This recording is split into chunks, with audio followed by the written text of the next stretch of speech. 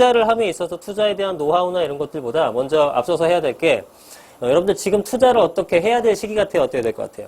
그보다 투자를 한다 안 한다는 것도 긍정적인 시각인 것 같고 부동산이 향후에 어떻게 가격이 오를까요? 떨어질까요?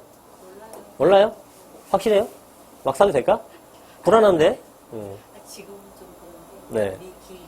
길게 보면 길게 보면 장기적으로 그러면 이제 두 가지예요. 지금 단기적으로 올해 부동산이 잘 안 오른다는 것은 뭐 누가 봐도 알 수 있어요. 그죠? 잘 오르기 쉽지 않죠? 그럼 19년도는 그렇다고 치고, 이제 내년, 뭐 20년도 넘어가면서 20년도 이후, 예. 요때가 이제 과연 가격이 상승할 것인지 하락할 것인지, 이거 갖고 맨날 싸우고 있는 겁니다. 지금. 그죠? 예. 작년 9월달 이후에 이게 잠깐의 조정기인지 아니면 장기 침체기인지 이거를 먼저 우리가 좀 파악해 볼 필요가 있어요. 그래서 요즘에 뭐 언론, 미디어, 유튜브라든가 여러 가지 이런 매체에서 보게 되면은 이거가 이제 20년 이후에 사실 답을 누가 합니까? 시간밖에 모르는 거죠. 그래서 정답이 없어요. 예. 그래서 여러분들이 어느 쪽에 판단을 하시든, 만약에 올라간다고 판단하시게 되면 적절한 기회를 봐서 구입을 하시면 되는 거고, 부동산 투자를 하시면 되는 거고, 떨어질 걸로 간다 그러면은 내 거를 팔거나 아니면은 적어도 추가 매입은 하지 말아야겠죠. 그래서 이 부분이 먼저 선행이 돼야 될 것 같아요. 그래서 요즘에 보니까 이런 것에 대한 내용이 대단히 많더라고요. 보시면. 네, 대단히 많아요. 그래서 저도 저거에 대해서 한마디 할까? 저런 얘기 귀찮아서 잘 안 하는데, 그냥 얘기를 좀 해보려고 합니다. 그래서 그 얘기를 한 20분, 짧으면 20분, 30분 정도 얘기를 드리고, 그 다음에 제가 이제 이후에 지역적 분석을 한번 들어가 보도록 할게요. 여러분들의 의견이 난 되게 더 중요해요. 저희가 이제 소위 좀 부끄럽지만 전문가라는 타이틀을 달고 이렇게 얘기를 하는데, 저 한 사람의 얘기가 그렇게 중요하진 않습니다. 미래 일이기 때문에 이거는 사실 몰라요, 우리도. 이걸 안다고 이렇게 자처하는 사람은 좀 건방진 거고, 사실은 저도 잘 모르는데, 그냥 한 사람의 주장일 뿐인 거고, 정확하게 맞추려고 그러면은 여러분들이 이렇게 생각하는지가 제일 중요한 거예요. 만약에 여러분들은 부동산의 실질적인 시장 참여자이기 때문에, 모든 국민은, 이거를 생각하는 사람이 더 많다. 그러면은 가격이 올라갈 확률이 더 높아집니다, 실제로. 그죠? 실제로 많은 사람들이 앞으로 올라갈 거라고 하면 실제로 부동산을 살 것이고 그렇게 거래량이 많아지게 되면 가격이 올라가는 거고요. 이렇게 떨어진다고 생각하는 사람이 많게 되면 실제로 거래가 안 이루어지고 가격이 떨어질 확률이 대단히 높은 거예요. 저희 한 사람의 의견보다는 다수의 의견이 훨씬 더 중요하게 생각이 듭니다. 여러분 생각은 어떤가 한번 말씀드리고, 여기 밖에 계신 분은 보이지 않지만 이 안쪽에 계신 분만 제가 한번 확인해 볼게요. 20년 이후야, 올해 말고 앞으로 장기적인 패턴으로 부동산이 이제 너무 거품이다, 떨어질 것이다, 일본과 같은 형태가 될 것이다, 그렇지 않다, 앞으로도 올라갈 것이다. 두 가지예요. 첫 번째, 올라갈 것이다라고 생각하시는 분 손을 들어주세요. 한 분, 두 분, 세 분, 네 분, 다섯 분, 여섯 분, 일곱 분, 여덟 분, 아홉 분, 열 분, 11분. 네, 11분. 네, 또 떨어질 것이다. 여기 몇 명인데 11분밖에 있어요. 나머지 분들은 뭐예요? 네? 나머지 분들은 모르겠다? 보합 정도나 영원히 보합? 영원히는 아니고. 그러니까 장기적으로. 물가 상승률 정도는 되고 대출 규제가 지금처럼 되면 많이 오르지는 않을 것 같아요. 그러니까 오른다 떨어진다. 물가 상승률로 오른 것도 오른 거지 뭐. 네. 그럼 대부분 이거예요? 대부분이 올라간다요? 여기 계신 분들은? 여기 계신 분들 사실 객관적일 수는 없어요. 그죠? 부동산에 관심 있는 분들이기 때문에. 좋아요. 자, 제가 저도 물론 부동산의 가격이 상승한다고 생각하는 사람입니다. 이게 제가 부동산 업을 하고 있기 때문에 저도 이렇게 스스로를 자기 세뇌를 시킨 건지 어떤지는 모르겠어요. 근데 어쨌든 저는 부동산 가격이 오른다고 보는 입장입니다. 그래서 그거를 조금 텍스트로 정리를 해봤는데 우리 그걸 보면서 같이 생각을 해보자고요. 자, 그래서 우리 먼저 볼 거는 부동산은 제가 제목을 이렇게 정했어요. 부동산이 왜 계속 올라갈 거냐고 얘기를 하는가. 근데 저는 그게 팩트니까. 부동산 가격이 계속 올라가느냐고 묻는 사람이 있어요. 계속 올라간다고 저는 얘기합니다. 그게 너무나 정상적인 거고. 이제 그렇게 안 믿는 분들이 대단히 많죠. 훨씬 더 많은 것 같은데, 제가 봤을 때는. 네. 그래서 그거에 대해서 한번 우리가 풀어볼게요.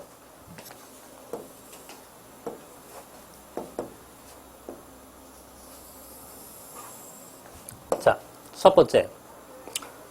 부동산 가격이 계속 오른다라고 생각하는 이유. 일단 가격 결정 요소를 볼게요.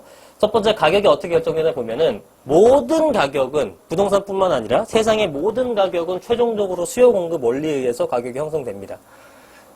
자, 그래서 우리가 어떤 호재로 인해 호재가 생겼다. 그럼 가격이 바로 오른다? 이거는 틀린 표현이에요. 호재가 실제로 수급 상황에 영향을 미쳐야지만 오를지 말을지가 설정되는 겁니다. 그래서 예를 들어서 호재로 인해 사람들이 관심을 받는 거예요. 그럼 관심이 커지게 되면 어떻게 됩니까? 그쪽에 투자하려는 유효 수요가 생기게 되겠죠. 그런 유효 수요가 늘어나게 되면서 해당 지역에 거래가 일어나게 됩니다. 그렇죠? 그러면 공급보다 수요가 더 많아지게 되는 거죠. 그럼 수요 초과가 되면서 가격이 상승하는 패턴이에요. 근데 어떤 호재가 있어. 분명히 좋은 건데 호재에 사람들이 별 관심이 없네? 그러면 가격이 올라요, 안 올라요? 안 올라요. 분명히 호재인데 사람들이 관심이 없으면 안 올라. 왜? 수요에 영향을 안 미쳤기 때문에. 그래서 최종적인 가격 결정은 이 수요가 많냐, 공급이 많냐. 네? 수요가 초과냐, 공급이 초과냐. 이걸로 가격이 형성되는 겁니다.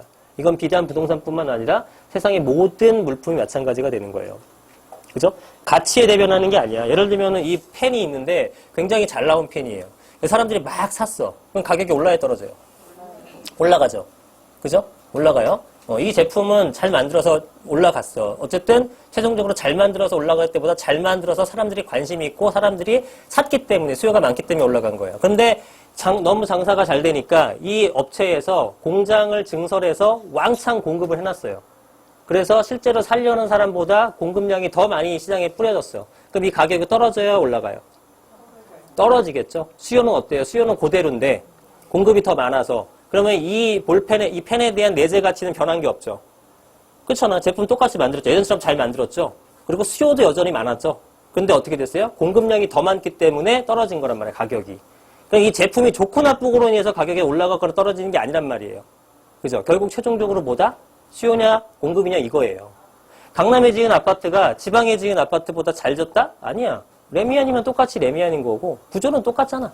그죠? 옵션도 같고 그렇단 말이죠. 근데 거기 있는 가격이 훨씬 더 높다. 왜? 훨씬 더 공급량에 비해 수요가 많은 동네니까. 그래서 모든 건 수급 원리에 의해서 가격이 형성된다라는 기초적인 경제 논리를 알고 이해를 하시면 돼요.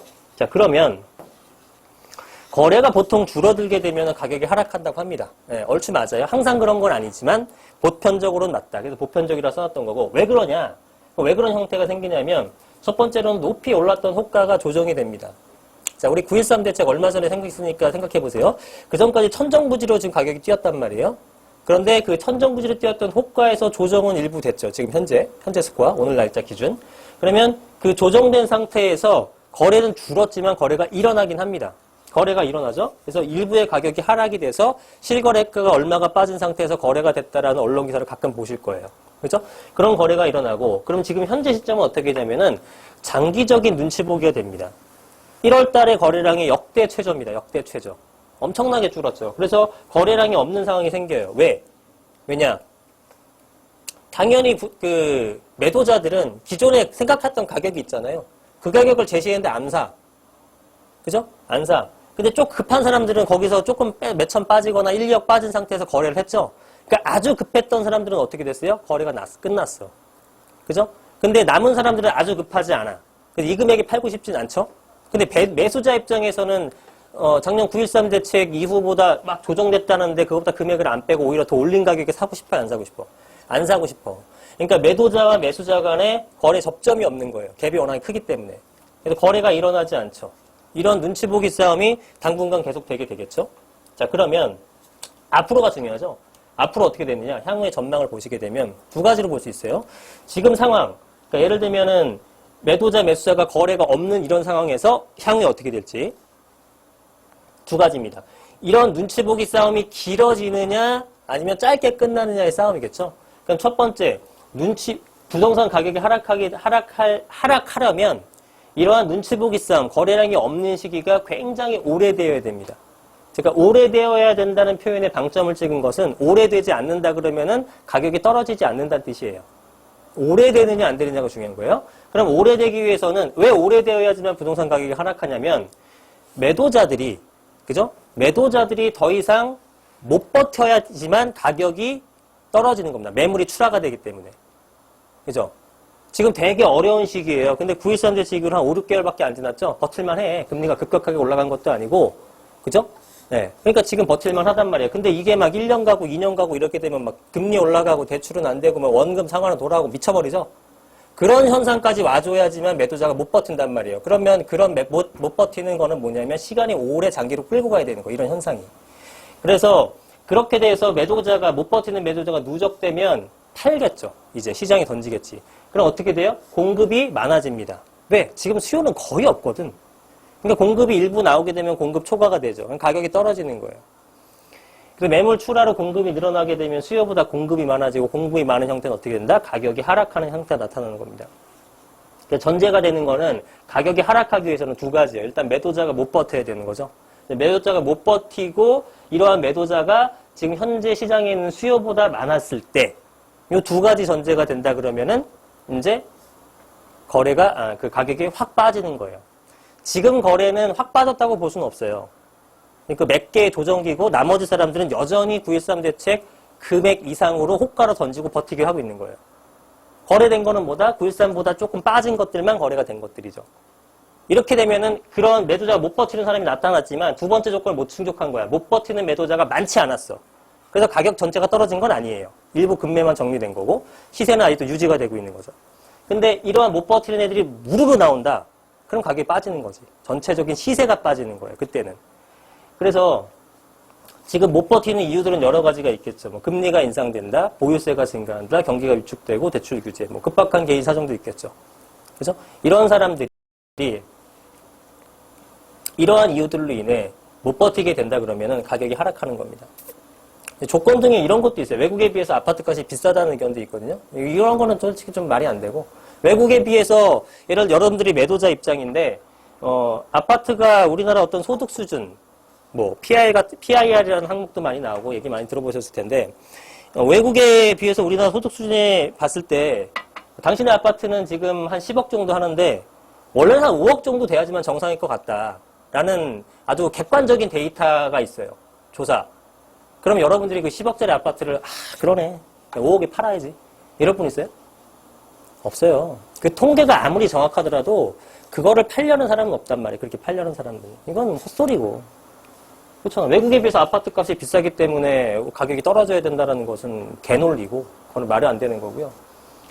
이랬을 때 그럼 눈치 보기가 오래 안 가면 어떻게 되느냐? 이 상태에서 눈치 보기 오래 안 가면 당연히 가격은 회복하는 거죠. 다시. 당연히 가격은 회복한다. 왜? 거래량이 많으면서 이런 건 이해되시죠? 거래량이 굉장히 많아. 근데 가격이 하락하는 경우는 제가 지금까지 본 적이 없습니다. 거래량이 많을 때 가격이 하락한다 본 적이 없어요. 앞으로도 없을 겁니다. 거래량이 많다라는 것은 향후에 가격이 올라간다라고 기대를 하기 때문에 사는 거예요, 사람들은.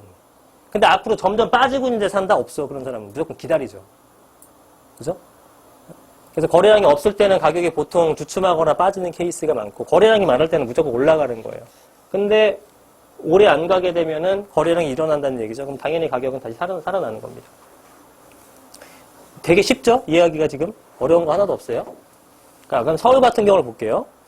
자, 서울 같은 경우에는 장기적인 공급이 부족한 지역입니다. 이 얘기는 이제 귀가 아프도록 들으셨을 거예요. 왜냐? 땅이 없다. 서울은 한정된 토지에 땅이 없죠. 그리고 인프라는 집중되어 있기 때문에 모든 사람이 서울에는 내 집을 갖고 싶어 하고, 그러니까 추가적인 공급이 매우 부족한데 수요는 유지가 되다 보니까 가격이, 그러니까 장기적인 공급 부족 현상이 생길 수밖에 없다라고 합니다. 땅이 없대는데 뭐, 땅이 없잖아요. 그죠? 지금 이거를 객관적인 데이터를 제가 판을 안 뽑았어요. 시간이 없기 때문에. 근데 데이터를 보게 되면 더 심각해요. 어떤 분들은 데이터가 없고 막 말만 떠든다고 하는데, 수요가 보통 그렇게 뭐 떨어진다라고 주장하시는 분들이 서울에 한 3만 가구 정도 있어야지만 공급이 3만 가구 정도 있어야지만 된다고 하면서 올해가 4만 9천 가구인가 뭐 그렇게 설명을 하더라고요. 올해가 4만 9천 가구가 들어온대요. 근데 수요가 3만밖에 안 되니까 이거는 가격이 오를 것이라고 판단을 하는데, 그 3만 가구 중에 예를 들면은 4만 9천인가요? 뭐 이거 유심히 안 봤지만 이 중에서는 우리 헬리오 시티가 몇 명이죠? 9천, 거의 한 10,000명이죠? 헬리오만 만이에요. 헬리오만 만. 그 다음에 강동구 쪽에 좀 뭐 몇천 있을 거고. 그죠? 뭐 은평구 쪽에 얼마였고 이렇게 하는데 예를 들면 하나 예를 들어볼게요. 헬리오 시프트에 만세대가 들어오면 이게 만세대 입주의 효과가 생기는 겁니까? 착각하시면 안 돼요. 이 만세대 중에서는요. 이미 그 전에 조합원이 6,000명이에요. 그럼 늘어나는 건 4,000개밖에 안 돼. 무슨 얘기인지 아시겠어요? 이 49,000개가 다 들어와도 이거 반도 안 들어오니까요. 왜? 서울에 늘리는 건 재개발 재건축밖에 없거든. 택지개발지구가 이제 어디 있습니까? 지방은 고스란히 늘어나. 왜? 논반 밀고 해서 아파트 올렸으니까 고스란히 늘어나. 만세대 들어가면 만세대 늘어나는 거예요. 서울은 그게 아니야. 서울은 그게 아니야. 그래서 올해처럼 이렇게 많은 것도 올해 같은 경우도 공급이 많다고 볼 수는 없어요. 사실상. 근데 계속 공급 많다 하니까 올해 실제로 오르지는 않을 거란 말이죠. 실제로 그런 줄 아니까. 근데 이런 정보가 잘못됐다라는 게 하나둘씩 퍼지면서 제가 볼 땐 20년 하반기부터는 무조건 오른다고 봐요, 저는. 늦어도 21년에는. 그게 사실이니까. 그리고 실제로 21년서부터는 공급량 자체도 부족하고, 표면적인 공급량도 부족하고, 서울 얘기하는 겁니다, 서울. 그러면, 그때가 돼서 부랴부랴 가격 부동산 경험해보셨잖아요. 올라갈 땐 무서워. 정상 가격이라는 게 없어요. 한 달에 1억 올라 막 미쳐. 여러분들 조금 일찍 사갖고 기다리면 되는 거예요. 불안하게 막 추경매수 하지 말고. 대신 이게 사실이라는 걸 여러분이 인식이 박혀야지. 믿어야지. 그죠? 네. 못 믿으면 할 수 없고. 자, 그래서, 자, 이런 서울 같은 경우는 부족한 동네입니다. 이건 물리적으로 어쩔 수가 없어요. 그래서 얼마 전에 서울시장이 뭐라고 얘기했냐면은, 어디 갔지? 여기 없나? 자, 여기 없네요. 자, 추가 공급이 매우 부족한 이유는 뭐냐면, 재개발과 재건축에 대한 규제를 심하게 합니다. 자, 방금 말씀드렸다시피 서울 쪽에를 공급을 늘릴 방법은 재개발, 재건축밖에 없어요. 재개발, 재건축밖에 없어요. 다른 방법 있으신 분? 없죠? 지역주택조합 뭐 이런 거 찌질한 거 빼고 재개발, 재건축 외에는 서울은 주택 공급을 할 방법이 아예 없어요. 그러니까 기존에 땅이 남아있는 게 없단 말이에요. 나대지가. 그죠? 그런데 지금 재개발, 재건축도 이미 규제를 하고 있고요. 또한 만약에 완화를 한다해도 사실상의 공급 효과는 미비하다. 왜 그렇죠? 방금 설명드렸잖아. 재개발, 재건축은 늘려도 실제로 늘어나는 효과가 별로 없어요. 봐봐요. 지금 아까 4,000세대라고 했지만 실제로는 그보다 적어. 9,700세대인데 조합원이 한 6,000명 넘죠? 그 중에서 한 1,400개 정도 또 임대주택으로 빠진다? 그럼 일반 분양 뭐 2, 3,000개예요. 택도 없는 거야. 만세대 폭탄 막 이러지만. 더 웃긴 거는 재건축은 그래도 조금 늘어나잖아요. 수치상으로도. 재개발은 어떻게 될까요? 재개발은 실제로 줄어요. 줄어. 이렇게 있으면은 여기에 막 난립되는 빌라나 단독이나 이런 것들 다가구가 있잖아요. 이게 1,000세대야. 1,000가구. 근데 이거를 아파트를 짓잖아 이렇게. 공원 짓고 뭐 도로 놓고 학교 놓고. 그죠? 그래서 이거를 몇 가구로 만드냐면 1,500가구로 만들어요. 그럼 엄청나게 늘어난 것 같죠? 근데 실제로 이 1,000가구에는 제가 뭐라 그랬어요? 빌라도 있고, 오피도 있고, 단독도 있고, 다가구도 있고, 등등등 있겠죠, 종류가. 근데 이 다가구가 1,000가 중에 한 10%만 있어도 다가구가 몇 가구입니까? 100세대죠, 100세대. 근데 이 100가구인데 다가구 100채 중에 100채가 있는데 이거 다가구라는 것은 실제로 소유권은 하나지만 사람이 몇 명 살아? 한 15명 살죠? 그죠? 다가구 모르신 분 없죠? 네, 그런 설명 안 합니다. 한 가구에 15명 살아. 몇 채야? 100채. 그럼 몇 명이야, 여기만? 여기만 1,500명 살고 있다니까? 그럼 나머지 900채 그냥 개인 단독 소유라고 하더라도 2,400명 살던 거 1,500명이면 900명 쫓겨나는 게 재개발 사업이에요. 공급이 늘어날 수가 없어, 서울이라는 곳은. 근데 그나마도 재개발, 재건축 규제를 하고 있죠. 풀어줘도 의미 없고. 그래서 서울은 공급이 장기적으로 부족하다는 거에 대해서 좀 제발 좀 믿었으면 좋겠어. 네. 그거를 뭘 수치를 들이대고 설명을 하라고. 왜 가격이 올라가는 분들은 어떤 데이터를 얘기를 안 하냐고 막 그렇게 떠들고 있더라고요. 진짜 데이터 갖고 하게 되면은 훨씬 더 어마무시한 얘기가 나올 수밖에 없어요. 아까 말씀드렸죠. 재개발, 재건축으로 나타나는 그런 순수하게 공급되는 일반 분양 물량이 거의 없다니까요. 근데 그쪽에서 그렇게 얘기하더라고요. 3만 명 정도는 필요할 것 같다. 저도 그 정도 보거든요. 최대한 3만 가구 이상 돼야 되는데 공급이 택도 없어요. 3분의 1도 채 안 될 거야. 1, 2만 가구 공급도 채 안 돼요. 서울 같은 경우에는. 실제로 공급되는 물량 자체가. 그래서 이러한 물량 부족 현상, 그러면 당연히 공급량보다 수요량이 많다는 뜻이니까 가격이 지속적으로 상승하는 게 정상적인 시장인 겁니다. 서울의 부동산은. 자, 그러면 두 가지예요. 그러면 한 가지. 공급이 부족하다는 건 이제 확실한데, 수요가 감소하는 패턴이 예를 들어 더 많다. 공급이 얼마 안 늘어났지만 공급이 부족한데 수요는 더 많이 감소했다. 그럼 가격이 빠지는 거죠. 그죠? 공급은 부족하면 무조건 올라가는 게 아니잖아요. 공급이 100세대 줄었지만 수요가 200세대 줄면은 그럼 감소지. 전체적으로 수요가 감소잖아요. 그러면 이런 두 가지를 비교를 하는 거야. 공급하고 공급이 부족한 부분, 그 다음에 수요가 감소하는 부분. 왜냐하면 가격이 떨어진다라고 주장하시는 분들이 수요 감소론을 굉장히 많이 얘기를 합니다. 특히 인구론 같은 거 얘기 들먹거리면서. 보신 적 있을 거예요.